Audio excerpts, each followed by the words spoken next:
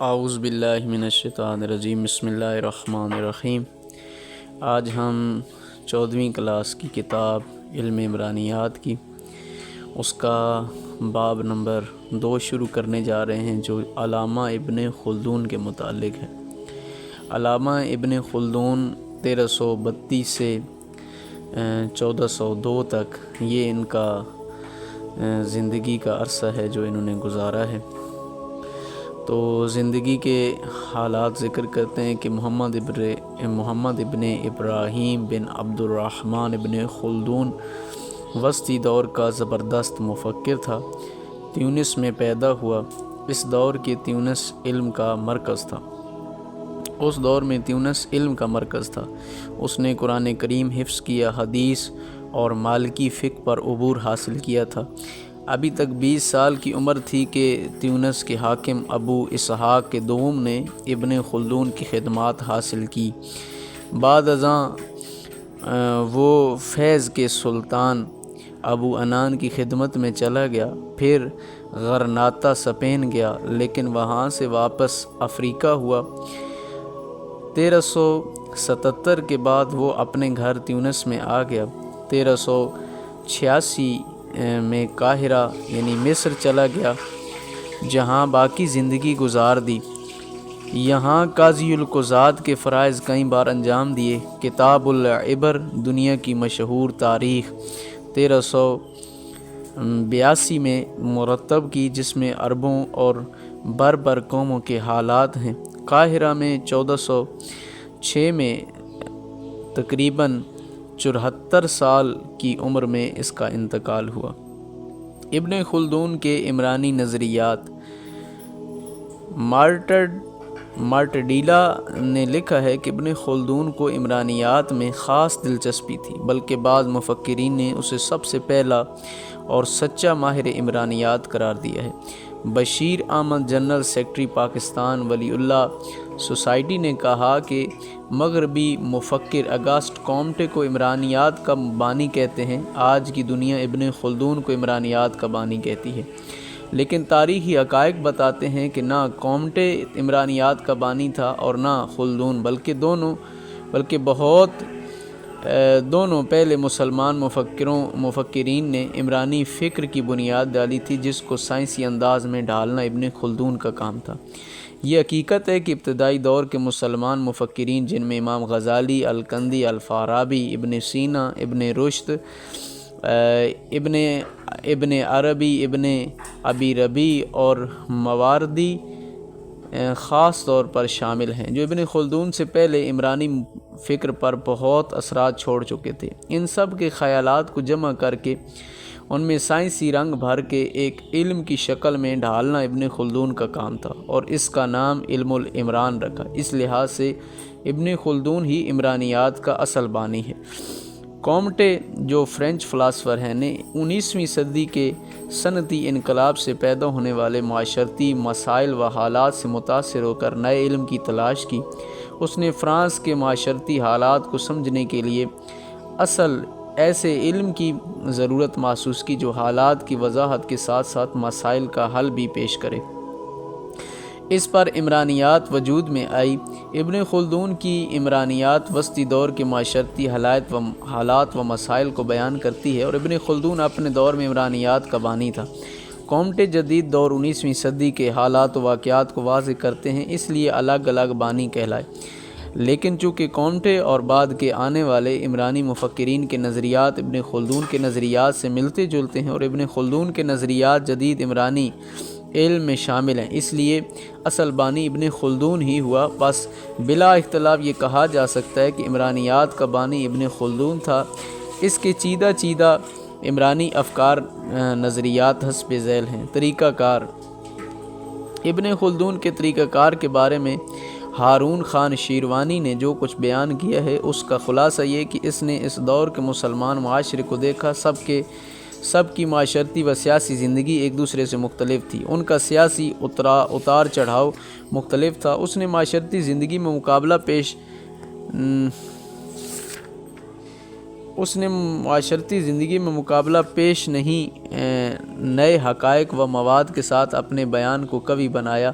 اسی طرح ارسطو سے ابن خلدون آگے نکل گیا، وہ تاریخ کو حقائق کا مجموعہ قرار نہیں دیتا بلکہ حقائق اور واقعات میں جو ربط پایا جاتا ہے اسے بھی تلاش کرتا ہے، بلکہ ریاست کی عروج و زوال میں جو واقعات پیش آتے ہیں ان کے مطالعہ سے ایک سائنس وجود میں آتی ہے۔ اسی طرح واقعات کا مطالعہ سائنسی ہو جاتا ہے۔ تاریخ کے اس مطالعہ کو اس نے اپنی مشہور کتاب مقدمہ میں بیان کیا ہے۔ سیاسی اور سماجی فلسفہ پر یہ اہم کارنامہ ہے۔ جدید عمرانیات میں تجرباتی طریقہ کار کو دیگر تمام طریقوں پر مقدم سمجھا جاتا ہے۔ تجزیاتی طریقہ خاص سائنسی طریقہ ہے، اس میں منطق کا استقرائی اصول استعمال ہوتا ہے۔ اس لحاظ سے ابن خلدون معاشرتی علوم خاص طور پر تاریخ اور عمرانیات کے لیے ایک خاص طریقہ کار پیش رو ہیں۔ یہ طریقہ کار اس نے تاریخی واقعات و حقائق کے مابین تعلق واضح کرنے کے لیے استعمال کیا۔ تاریخی، سیاسی، معاشرتی واقعات و حالات میں ایک دوسرے سے تعلق پایا جاتا ہے۔ ایک واقعہ سبب بنتا ہے اور دوسرا اس کا مسبب، یعنی کوئی واقعہ ایسا نہیں جس کا سبب موجود نہ ہو۔ یہ اصول آج کی نئی عمرانیات و دیگر سائنسی علوم میں استعمال ہوتا ہے۔ اسی طرح ابن خلدون عمرانی علوم کا پیشرو ہے۔ یہاں پہ ذکر کرتے ہیں سبب ہے پھر واقعہ ہے، یہ درست ہے، پھر سبب ہے واقعہ ہے، ایسا نہیں ہوتا۔ سبب ہے واقعہ ہے، ایسا نہیں ہوتا، سبب اور واقعہ ہے، پھر درست ہے۔ ان کے اصول کے مطابق درجہ ذیل مثالوں میں پہلی اور چوتھی درست ہے، منطقی ہے اور سائنسی ہے۔ پہلی میں سبب بنتا ہے تو اس پر واقعہ بھی واقع ہوتا ہے، چوتھی میں سبب ہی نہیں تو اس پر واقعہ بھی واقع نہیں ہوتا۔ تیسری اور چوتھی مثالیں وجود نہیں رکھتی، یعنی سبب ہو اور واقعہ نہ ہو یا سبب نہ ہو اور واقعہ پیش آئے، یہ دونوں صورتیں نہیں پائی جاتی، اس لیے سائنسی علوم میں ان کا وجود نہیں۔ العصبیہ، سماجی استحکام کا نظریہ۔ ابن خلدون نے العصبیہ کا تصور پیش کیا اور بیان کیا، یہ وہ قوت ہے جو افراد کو ایک دوسرے کے ساتھ مضبوطی کے ساتھ جوڑتی ہے۔ اس کا نظریہ یہ ہے کہ ریاست کی بنیاد دو میں سے کسی ایک اصول پر قائم ہے، وحدت یا گروہی ذہن کا تصور جسے عصبیت کہتے ہیں، یا مذہب۔ ان دونوں میں سے کوئی بھی کسی ریاست کے قیام کا سبب بنتا ہے۔ افراد کے اذہان میں ایک دوسرے کے ساتھ لگاؤ پیدا ہوا اور وہ یگانگت حاصل کریں تو عصبیت وجود میں آتی ہے، جس سے معاشرہ یا ریاست قائم ہوتی ہے۔ دوسرا اصول جو ابن خلدون نے بیان کیا وہ مذہب ہے۔ مذہب میں بھی ایک دوسرے کو جوڑنے کی طاقت موجود ہے۔ مذہب لوگوں میں یکساں رسم و رواج، عادات اور کردار کے نمونے پیدا کر کے ان میں یکجہتی اور سالمیت پیدا کرتا ہے۔ وہ آپس میں جز بن جاتے ہیں جس سے معاشرہ یا ریاست وجود میں آتی ہے۔ اسی طرح پیغمبروں کے مشن کا مقصد بیان کرتے ہوئے ابن خلدون لکھتا ہے کہ ان میں افراد کو ایک دوسرے سے جوڑنے کی اتنی عظیم صلاحیت تھی کہ اس سے افراد میں عصبیت پیدا ہوتی تھی، بعد ازاں ریاست کا قیام ہوتا تھا۔ ابن خلدون نے اسی بات پر زور دیا کہ مذہب ہی وہ اتحادی قوت ہے جس سے ریاست وجود میں آتی ہے۔ ایمائل ڈرخائم جو کہ 1858 سے 1917 تک تقریباً یہ ان کا دور ہے، ماہر عمرانیات نے کہا کہ مذہب کے وجود سے معاشرہ قائم ہے، مذہب کے بغیر معاشرے میں اجتماعی زندگی وجود میں نہیں آ سکتی۔ ابن خلدون کہتے ہیں کہ یکسانیت و عصبیت کی وجہ سے افراد میں گروہی زندگی پیدا ہوتی ہے، قبائل بنتے ہیں، لیکن جب یہ گروہ یا قبیلے ایک دوسرے سے تصادم کرتے ہیں تو ریاست قائم ہوتی ہے جو ان جھگڑوں کو چکاتی ہے۔ عصبیت یا گروہی یگانگت جب کسی طبقے میں پیدا ہو جاتی ہے تو اس پر کوئی غالب نہیں آ سکتا۔ عصبیت اتنی عظیم طاقت ہے جو تمام افراد کو ایک اتحادی قوت بنا دیتی ہے۔ نیز وہ کہتا ہے کہ کوئی مذہبی مشن کامیاب نہیں ہو سکتا جب تک اس میں گروہی ذہن پیدا نہ ہو۔ عصبیت کی تعریف ابن خلدون اس طرح کرتے ہیں، کسی گروہ کی وہ مشترکہ خواہش اور گروہ کے افراد میں یکسانیت کے وہ جذبات جو انہیں متحد رکھتے ہیں اور عمل کے لیے ایک مؤثر قوت کا کام دیتے ہیں۔ اس سے واضح ہوا کہ عصبیت افراد کا آپس میں متحد رہنے کا ایک ایسا جذبہ ہے، اس سے سخت گروہی قوت معاشرے میں پیدا ہوتی ہے۔ عصبیت ایک جذبہ ہے جو افراد کو ایک دوسرے سے جوڑتا ہے۔ قبائل اس وقت تک قوی رہتے ہیں جب تک وہ اپنی قوت و عصبیت کی حفاظت کرتے ہیں۔ عصبیت پر ہی قبیلے کی بنیاد ہے اور اسی کے ذریعے اس کی قوت برقرار رہتی ہے۔ اس کے بغیر وہ زندہ نہیں رہ سکتا اور نہ ہی دشمن کا مقابلہ کر سکتے۔ ابن خلدون اس بات پر زور دیتا ہے کہ صرف عصبیت رکھنے والے قبائل ہی فتح و کامرانی حاصل کر سکتے ہیں، اور کسی قوم سے حکومت نہیں جاتی جب تک اس میں عصبیت موجود ہے، بلکہ اس خاندان میں منتقل ہوتی رہتی ہے۔ اسی طرح وہ کہتا ہے کہ ذلت والی اطاعت عصبیت کی دہار کو کند کرتی ہے اور اس کا شعلہ بجھا دیتی ہے، کیونکہ اطاعت و غلامی عصبیت کے مفقود ہونے کی دلیل ہے۔ لوگوں نے دفاع سے عاجز آ کر ہی تو ذلت کا طوق گردن میں ڈالا۔ نیز کہتا ہے کہ عیاشی اور کھیل کود میں پڑنے سے حکومت و بقائے حکومت کے لیے ایک زبردست رکاوٹ پیدا ہوتی ہے۔ اس کا سبب یہ بتایا کہ جب کوئی قبیلہ اپنی عصبیت کی وجہ سے کچھ اقدار حاصل کر لیتا ہے تو اس مقدار سے اس پر آسائش و راحت کے دروازے کھل جاتے ہیں، جس سے ان میں عیش پسندی بڑھتی ہے، اس کی عصبیت و شجاعت کمزور ہو جاتی ہے۔ اسی طرح ابن خلدون اپنے مقدمے میں لکھتا ہے کہ مذہبی تحریک قوت عصبیت کو بڑھا دیتی ہے اور مذہبی تحریک عصبیت کے بغیر پروان نہیں چڑھتی۔ مبلغین کے لیے بھی عصبیت ضروری ہے، یہی وجہ ہے کہ عصبیت نہ رکھنے والے ملکوں میں حکومت جمانا آسان ہے۔ مارٹن ڈیل نے لکھا ہے کہ ابن خلدون کی عمرانیات کی روح اس کا تصور عصبیت ہے، جس کا ترجمہ اس نے سماجی استحکام کیا ہے۔ وہ نقل کرتا ہے کہ انسانی معاشرہ اہم ضروریات کے تحت وجود میں آتا ہے۔ کوئی فرد معاشرے کے بغیر نہیں رہ سکتا، کیونکہ وہ دوسروں کی مدد کا محتاج ہوتا ہے۔ دوسروں کے تعاون سے وہ خوراک اور ہتھیار حاصل کرتا ہے۔ اسی طرح انسانی نسل کی بقا خدائی خواہش کو پورا کرتا ہے۔ نیز لکھتا ہے کہ معاشرہ اور ریاست دونوں بیک وقت وجود میں آتے ہیں۔ سب سے اہم واقعہ تو سماجی استحکام ہے، جو خونی رشتوں میں منسلک خاندانوں سے وجود میں آتا ہے۔ اسی سے چھوٹے چھوٹے معاشرے وجود میں آتے ہیں، ان میں پڑوسیوں سے تعلقات اور عام زندگی کے حالات پائے جاتے ہیں۔ سماجی تفاعل عام ہوتا ہے، اس سے سماجی استحکام وجود میں آتا ہے۔ خانہ بدوش معاشرے میں سماجی استحکام کی قوت سب سے زیادہ ہوتی ہے۔ خانہ بدوش افراد مستقل طور پر ایک دوسرے کی امداد کے محتاج ہوتے ہیں۔ مذہبی سماجی استحکام کے قائم کرنے میں نہایت قوی رہا ہے۔ ابن خلدون کے عصبیت کا نظریہ ایمائل ڈرخائم کے سماجی استحکام کے نظریے سے ملتا ہے۔ عصبیت میں یکسانیت کی بنیاد پر لوگوں میں گروہی زندگی پیدا ہوتی ہے۔ یکسانیت کہ یہی جذبات افراد میں اتحادی قوت پیدا کرتے ہیں، جس سے ان میں شدید قوت پیدا ہوتی ہے۔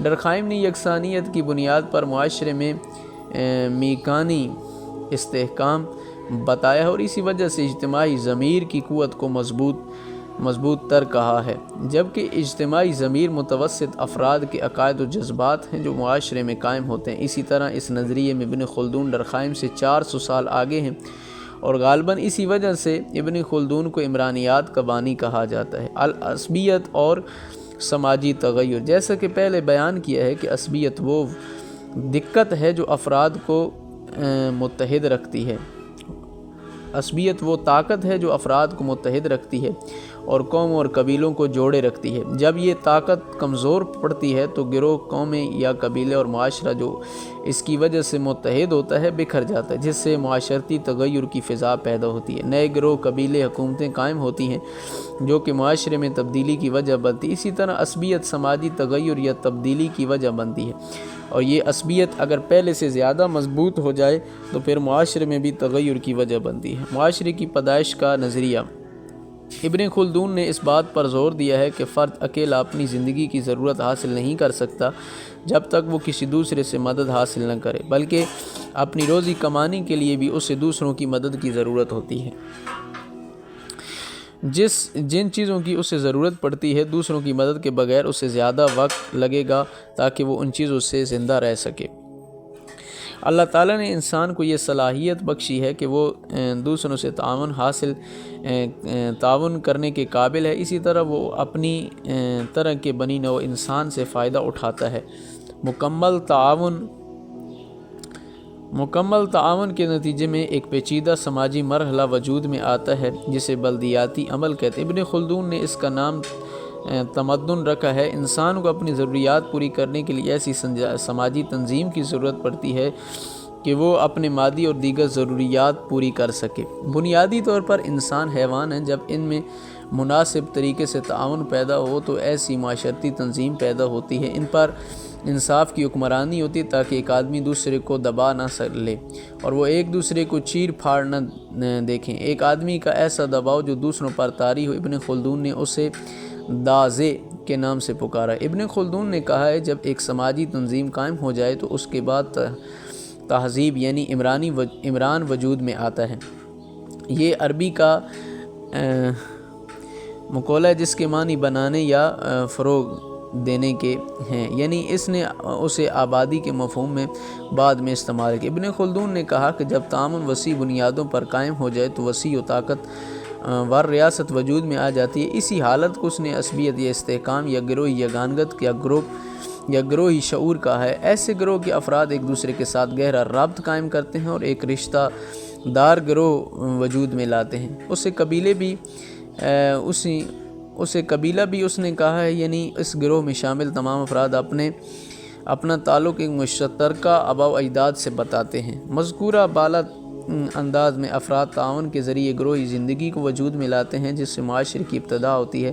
اس کی ساخت میں جو عوامل موجود ہیں ان میں افراد کی باہمی ضروریات زندگی سر فہرست ہے۔ اس کے علاوہ یہ تعاون ایک دوسرے کے مابین گہرے تعلق کو وجود میں لاتا ہے۔ مزید یہ کہ اس تعاون کی دونوں افراد کو ضرورت پڑتی ہے۔ اس کے علاوہ تعاون سے معاشرتی تنظیم وجود میں آتی ہے جس کے نتیجے میں انسانی تہذیب و ثقافت قائم ہوتی ہے۔ ان عوامل میں انصاف اہم عنصر ہے جس کے قیام سے جابر کسی کمزور پر جبر نہیں کر سکتا۔ ایسا ہوتا تو لوگ ایک دوسرے کو زندہ نہ چھوڑتے۔ ان عوامل کے قیام سے معاشرے کی تشکیل میں مدد ملتی ہے۔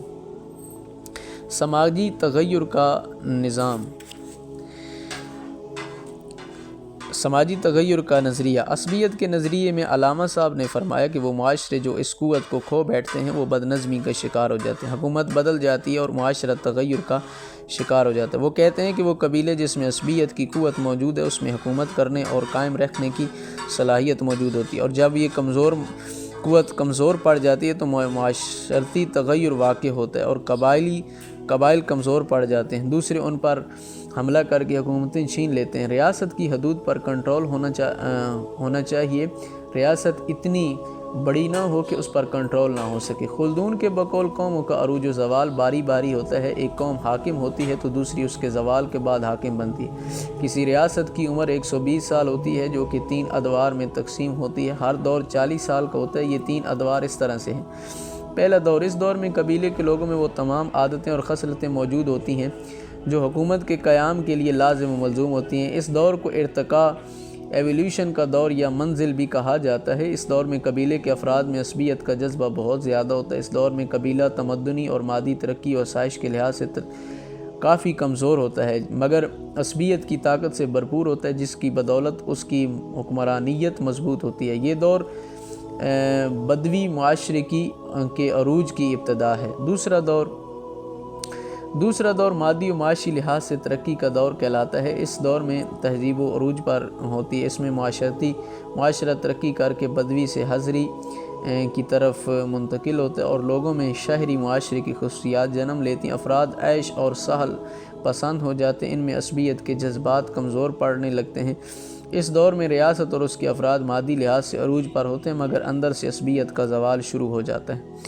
تیسرا دور، اس دور میں نئی نسل کے افراد کی بہتات ہوتی ہیں جنہوں نے پچھلے 2 ادوار کے لوگوں کی طرح اصوبتیں اور سختیاں نہیں جھیلی ہوتی، بلکہ نئی نسل کے یہ لوگ عیش و عشرت کی ماحول میں پرورش پاتے ہیں، اس لیے ان میں لڑائی کا جذبہ اور عصبیت کی طاقت ناپید ہوتی ہے۔ ابن خلدون اس دور کو ریاست کا بڑھاپا کہتے ہیں۔ ان کے نزدیک یہ ریاست کے زوال اور اختتام کا دور ہے۔ ریاست کی عوام اور اداروں پر گرفت کمزور ہو جاتی ہے، معاشرے میں انتشار اور بدنظمی بڑھ جاتی ہے۔ وہ لوگ جو کبھی ایک طاقت تھے تقسیم ہو کر کئی گروہوں میں تقسیم ہو جاتے ہیں۔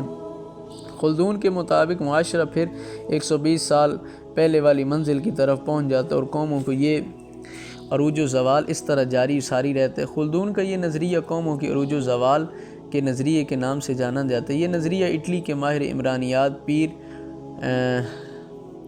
پیٹیو نے بھی بیان کیا اور اس کا نام گردش اشراف رکھا۔ ابن خلدون اس حقیقت کو واضح کرتے ہیں کہ انسانی معاشرہ تغیر پذیر ہے، چاہے تغیر کسی نوعیت کا ہو اور کتنی ہی رفتار سے ہو، اور چاہے کسی رخ میں ہو۔ دیہی و بلدیاتی معاشرے کا نظریہ۔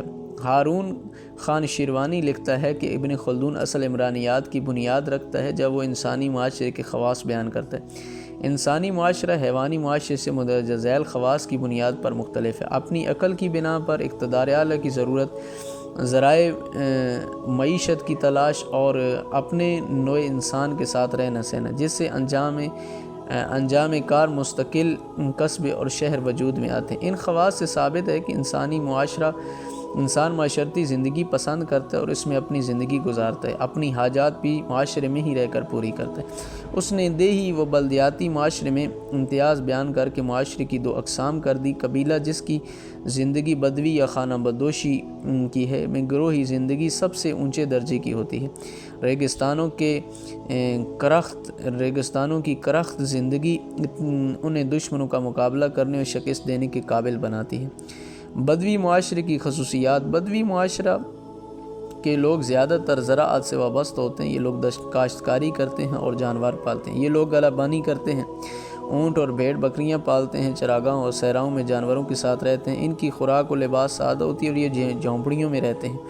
ان میں بے تکلفی کی عادت پائی جاتی ہے۔ دشمنوں سے ہر وقت خطرے کی وجہ سے یہ چوکس و بہادر ہوتے ہیں۔ ان میں غیرت کا جذبہ زیادہ ہوتا ہے۔ ان میں معاشرتی استحکام بہتر ہوتا ہے اور اس کی وجہ عصبیت ہے۔